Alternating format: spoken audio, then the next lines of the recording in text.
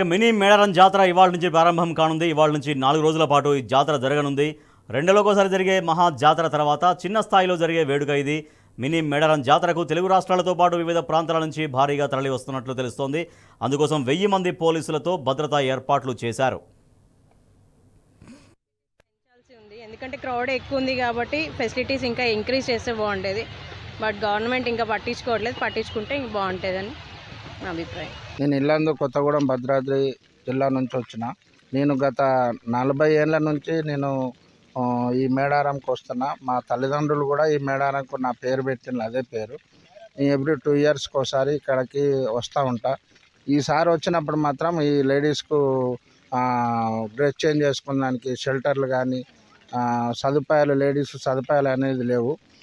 One side ఒక్క tap spray చేసేది ఒకటే ఉంది తప్ప జంపనవాగులో కూడా వాటర్ లేవు. అసలుకే కొద్దిగా స్పెషాలిటీ కల్పిస్తారని కోరుకుంటున్నాను. మేము రావడం ఫస్ట్ టైం, కానీ మా బాబు పుడితే బంగారం జోకిస్తామని మొక్కినాం అనమాట. బాబు పుట్టిండు, అయితే మొక్కు తీర్చుకోవడానికి ఇప్పుడు వచ్చినాము.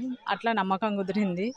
ఇప్పుడు బియ్యం పోసి బంగారం సమర్పించుకోవడానికి వచ్చినాం అనమాట. బాగుందండి. అంటే మేము రావడం కూడా ఫస్ట్ టైం. మాకు అంటే మొక్కు మేము అనుకున్నది అయింది కాబట్టి నమ్మకం కుదిరి వచ్చినాం అనమాట. మేము అల్వాల్ నుండి వచ్చినాం. ఇక్కడికి ఇది మొదటిసారి. మా అమ్మగారు ముందు వచ్చిర్రు.